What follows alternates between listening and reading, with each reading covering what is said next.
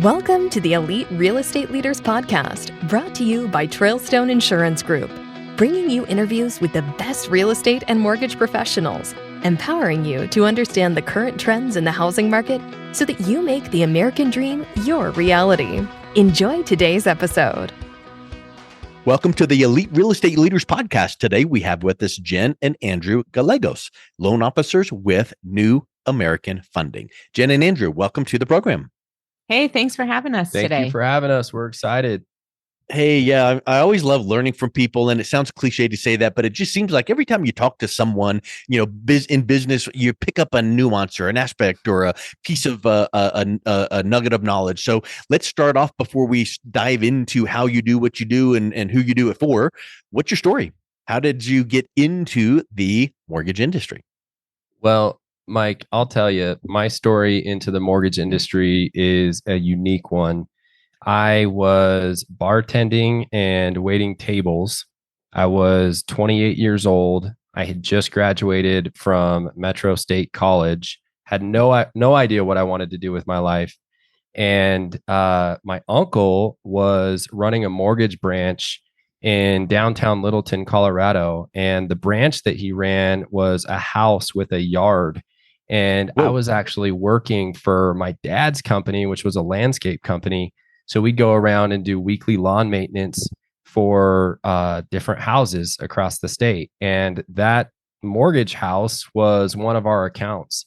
So I was actually mowing the lawn at the mortgage company when my uncle came out and talked to me and asked me if I wanted a job. So that's how I got in the mortgage business, man. And it was, I had never owned a house. Yeah, that's a roundabout way, isn't it? Absolutely. Knew nothing about, the finance industry. So I had a lot to learn when I got in, but it was a fun way to And jump what into year the was industry. That was 2010. So it was 13 years ago. So that was on the tail end of the big economic meltdown. We were just barely hinting at coming out of it, but still a little rocky, right?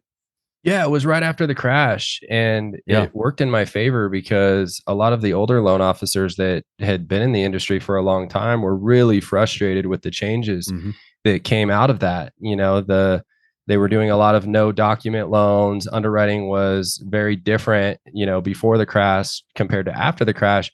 And so when I got in, everything had already tightened up.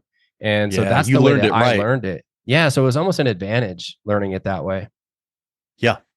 And Jen, how about yourself? I had a very different experience. I mean, Andrew convinced me to get in, but previous to this, I was really into the education. Like I worked at schools, I worked at in school districts doing various things. I was a school principal, and then spent the last 5 years before Andrew and I started working together, overseeing discipline and attendance for a school district that had over 85,000 kids. So I learned, what's great about it though, is I'm not fazed by much anymore. And, I think that a lot of those jobs that I had taught me a lot about leadership and entrepreneurship. I mean, there's a lot of skills that I got from that. So yeah. And Andrew and I work together now, and we just love hanging out together all day, don't we, babe? You're smiling at me right now. So you must mean that. Teamwork makes the dream work. It sounds like there's many a story that we can get into on another episode. I mean, Mike, we've known each other since we were 14. So at this point, it's like, yeah, we met in 8th grade, and wow, I had a huge crush on Jen and just never stopped. No, that's so cute. Yeah. I love that. Yeah. Well, you guys seem like you have just really great values. I've seen your podcast. I know you have your own, and I love that about you guys is, I see some of your posts about your kids and teaching them the same type of values. So just give us maybe like one situation that really shaped you and your values. Yeah. So a few years ago, it was in 2016, we had a 1-year-old and a brand new baby. And a few weeks after our second baby, we found out that I was very sick and had to have a pretty rare brain surgery done. So we spent the next year kind of figuring out, no one actually knew what the answers were. And so I actually spent a year like reading neurosurgical journal articles and tracking down what the answers were. And we had to travel to a bunch of doctors and ended up finding a couple doctors out east that were really the only ones able to do the surgery that I needed. And so, as you can imagine, having two little babies and having this like huge health issue, it was a really big flip to our lives. And I think, when you're thinking about hard times that you have, man, I always look at, I mean, obviously hard times are hard, but I'm always looking for like the lesson in what we can learn. And Andrew and I just got so much out of that experience. I mean, I think walking out of that experience allowed us to have very like crystal clear values and really forced us to rethink what was important to us. So, I think coming out of that, and it's been, almost 7 years. Can't even believe that. Wow. But I think I have just like walked away, and I know Andrew has too, with just like a very clear vision of like what I want my life to look like, what is important to me, what's not important to me. And I just, I think we both have felt very clear on that. And so I think, sometimes we can look at hard times as just this really negative thing, but ultimately for me anyway, and I know for other people, you learn the most valuable lessons of your life are always in those darker times. So I think that's really where we've, taken the lessons that we've learned and really applied them to our lives. Wow. You mentioned something that story. made me think of a question / observation. Number one, it's like what you said, the hard times we had clarity. I think that sometimes if you were, you hear from a life coach that goes, you ask clients, what do you want in life? And a big percentage of people give you a blank stare. Like, I don't even know what I want. Oh, Totally. I just don't like, I don't like where I'm at, but I don't know what I want. So you said, it helped us clarify what we want, what we don't want. And it's almost like you've got this piece of paper with one side is here's what we want. The other side is what we don't want. And knowing and articulating what you don't want is as in important points as what you do want. So talk a little bit about how you guys had to figure out what you didn't want so that you then could really clarify a nice list of here's where we want to be. Well, I think that how we figured out what we don't want was going through that hard time. Yeah. And realizing that what we thought we wanted was not actually what we wanted. We had in Tia mentioned the podcast that we do. It's called the Headed Home podcast. And that spawned out of this situation where we had just built and bought this brand new home that was huge and beautiful and expensive. And, it was this image of what we thought we wanted our life to look like. And had actually just moved in there, before all of the health issues. So when we had the health issues come up, we realized like, okay, like this house really isn't all that important. Our health is really important. Our family is really important. Our freedom, our flexibility, those are the values that we wanted to tie ourselves to. And, luckily for us, obviously it was a terrible situation, but luckily for us, it opened our eyes to some of those values that we wanted to push for moving forward. And I think from then on, I'm looking at them right now in Andrew's office. We have our values up on our wall, but like every decision that we make now is connected to that. And so it just feels easier. And when you really know who you are as a person and what you stand for and what your values are, because your decision-making process is much easier and much more filtered in a positive way. Very intentional. Because something comes up in the spur of the moment that could throw you for a loop, but that, okay, well, here's how we're dialed in, here's how we're wired, and here's our value system and whatnot. So you can make those decisions because you've done that hard work up front, and then it becomes easier. Now, decision might be hard because of whatever the situation is, but it's not hard to know what to do because you've dialed it in. Exactly. And I think a level of comfort knowing if it's the right decision, that like we've gone through really hard situations before, so we can sit in a hard situation if we know it's the right thing to do. Yeah. So all of that turns into the most perfect, successful business ever, that you've never had any bad days. You always have bigger months than the month. Oh, No, wow. of course not. But you've had a level of success. So how would you define success? And I know that you're in the top 1% of production for mortgage lenders. So is there monetary success? Is there business success? Or is there a mixture of the two? Yeah, great questions. I think that from a success standpoint, when, at least for me personally, when I think about that, I mean, it's multifaceted, right? And the first thing that comes to my mind when defining it is living in a way that makes you proud of yourself. And for me, that's having integrity. It's showing up for my family and my team and my business partners every day. It's being comfortable in my own skin. Like Jen said, being comfortable with the decisions that you make, taking steps every day toward a better version of myself. And the other side of that, of course, business is a very important aspect of it, but I don't think you can have a successful business, at least long term, without having a balanced life as well. And, putting effort and the same amount of energy in some cases into being a better dad and husband, and, becoming stronger physically and mentally, and just kind of continuing to push ourselves out of our comfort zones to keep growing in all of those other areas as well, so that we can stay successful in business. It's like, yes, balance. That's huge. Like, we've heard the analogy of the three-legged stool, and, you can't just be the super success in business, but then your home life is a wreck. That doesn't work. But it reminds me of a quote, like, do you have 10 years of experience, or do you have 1 year of experience 10 times over? And it sounds to me like you guys build upon each year, learn from things personally, professionally, spiritually, financially, all of that. And it's like, okay, where can I polish and tweak? So it really becomes that whole, it's not the attainment of X goal. Yeah, I want to get to this place, but then we set a new goal and recalibrate. But it's who we're becoming personally, professionally, as we get to that goal, right?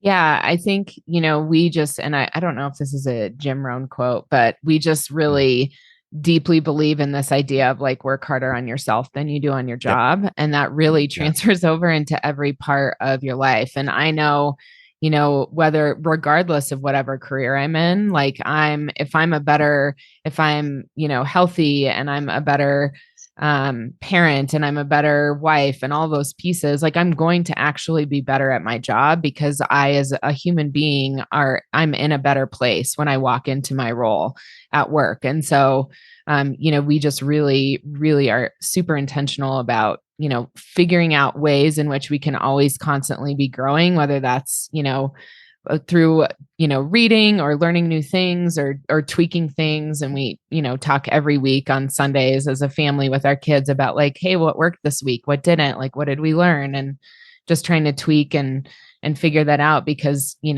never really do finish hitting those goals that you want. Like, you should constantly be tweaking and adjusting and moving past what you're wanting to set. And so that's really what we have tried to do, and what our definition of success really is just constant growth. And you've also created, it sounds like, just kind of an ecosystem with each other, and this process that you followed in your personal life, which makes me curious, what type of systems and structures do you use to make your team successful in business? Yeah.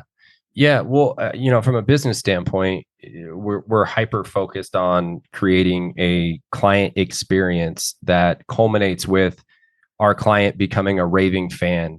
And in the way that we define a raving fan in our business is someone who does three things. One, gives us a 5-star testimonial online. 2, works with us on every mortgage transaction that they ever do in the future. And then 3, refers their friends and their families and their acquaintances to us. So checklists are a big part of that. Weekly team meetings where we all contribute ideas on how to make the client experience better. Learning from mistakes. Those are all a part of that from a business standpoint. And then, maybe you can touch on some of the personal systems that we do. I think, we're sort of dweebs about systems around here. So like, we have a joke that like, if something's not working, we're going to like put a system in. So we have systems for all sorts of things, which we like to joke about a lot. But I mean, really I would say the biggest system that we have that we feel is a direct component of being successful in our business is around morning routines. And, when things get tough in business or when things get tough in your life, one thing that we found is like, if you have that consistent habit where you are doing specific things to feed your body in healthy ways, whether that's, it should be working out or meditating or, what all of those pieces, reading, cold showers, all of that, it really kind of sets you back,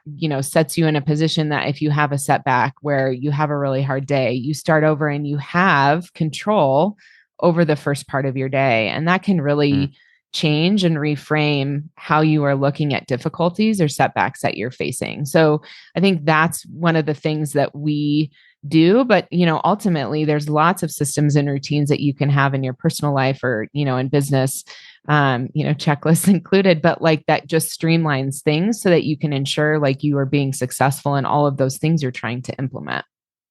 Yeah. Right. And like Mike said, never make that same mistake twice. You don't want to just keep, living the same year over and over. It's adding something to the system every time a mistake is made, every time something's missed, so that the next time you don't miss that and you're more efficient. I find myself, and we can get into the weeds of, standard operating procedures and all that, but just from a general rule, I find myself going, ooh, this worked really, really well. How can I do it the same way, but with less involvement? Or this didn't work really good, so how can I prevent it from happening again? And so many times I'll set up a project and I use, Trello for project management, but any tool out there. But I've got 37 steps when I set up this one certain project. I go, boom, here's all the steps. And then I go, I'm doing this. My assistant's doing this. My assistant, I'm doing this. And all of a sudden, now I don't need to worry like, oh, what's next? What's next? Or did I miss anything? So I think systems are really powerful. And then many times you can deviate from that and go, ooh, I'm going to, enhance it by doing this. So you don't need to feel like you're a robot, but you at least need to have some systems in place to make sure the outcome is what you want and delivers that to your clients. And I know in your business, you want that exact same thing.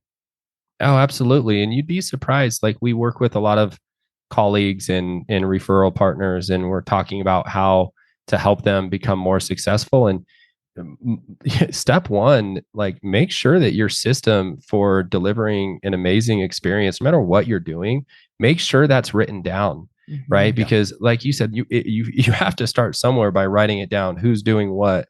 And then that way, once it's written down and you can edit that moving forward, then you can add and subtract and make it better. But just writing it down is such a huge piece. Yep.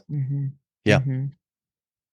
Because it kind of gives you, where do you want to be? You got that. Here's where I am. And then where were the bumps in the road? Well, we're going to smooth it out by doing this. But you don't know where you're headed until you've got to know where you're headed, but you never know what the steps are until you know where you're starting from. So I think that is huge. I love your example about how you start the day or end the day or your weekend routine, with the kids. I mean, you just, I've even heard of, I forget who said it, but many financial people will go, once a month we sit down as a husband and wife team and we go, how are we doing financially?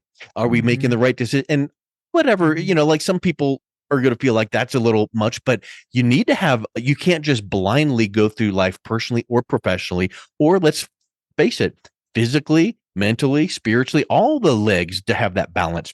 You need to have those systems in place, right? Yeah, I think I truly, and by the way, we do have a monthly financial meting with each other. Well, there you go. It's really romantic. Love that. Yeah, right. Right before date night. It's on our calendar. Yeah. But I think, the older I get and the more that I want to do, or whether that's with our family or whatever, I live and die by my calendar. And so, I really understand that if I don't have a system or a process for it, it's not going to happen. That's similar to a morning routine. Like if I don't have a system or a routine for, taking care of my body and like working out, it's not going to happen. And so I have to be really intentional and thoughtful about proactively scheduling stuff, because if I'm just trying to do it in the moment, that instant gratification is always going to win out, right? Like I don't want to do it if it's in my calendar. So I don't want to get up off the couch, or I don't want to get out of bed, or whatever the case is, or I'm just going to get out of bed and just rock right into the computer and emails. But hold on, maybe we need to pre-frame the day and all of those things. And I've heard it said before, you need to come up with your non-negotiables. in your day, what are the non-negotiables that you will and must do and never deviate from? And many times, this is just my personal opinion, but you structure your your family stuff as your non-negotiables. And if the kids have a soccer game, baseball, basketball, you're going to structure that in there as a non-negotiable. And then you're going to work your work around that, because at the end of their high school career, college career, you don't want to look back and go, I guess I should have gone to some of their games. Right. Well, and it's the term discipline equals freedom. That's a Jocko Willink quote where I love it, because when you think about putting everything into the calendar and time blocking all of those things, those non-negotiables, and then adding everything else, it sounds overwhelming. And it sounds like, well, then I'm never going to be spontaneous. I'm never going to have any free time. I'm just a slave to my calendar, when really it's the opposite. If you have the discipline to make sure that you're time blocking and you're hitting all of those things, is going to give you the freedom to be spontaneous and to do the other things that you want to do. Exactly. Yeah. Well, I think we could, sounds like we could go on for a whole weekend seminar on We this. probably could. And still be scratching the surface. But it's that kind of approach and mentality that a team like you guys, if people are listening to this going, that's who I want to talk to, because they've got some things figured out. Maybe not life and everything's perfect, but if you can kind of be around people that have that energy, it's really rewarding. So Andrew and Jen, thank you so much for coming on. If someone is interested in reaching out and connecting with you guys, what is the best way they can do that? Yeah. So you can find us on Instagram, Jen_Gallegos, or you can find Andrew at AJG Loans. I highly recommend following us, because I like to make fun of him on that sometimes. I thought you were going to say, I highly recommend following you. Oh yeah. I'm funner Me to over follow him. than Andrew. Yeah. And then do you want to give your email and phone number? Yeah. My phone number, my cell phone is 720-432-1308. And my email is andrew.gallegos@nafinc.com. And we'd love to hear from you. Awesome. Well, guys, thank you so much for coming on today. It's been a real pleasure talking with you. Well, thank you. We appreciate it. It was our pleasure. Thank you. Thank you for listening to the Elite Real Estate Leaders Podcast, brought to you by Trailstone Insurance Group.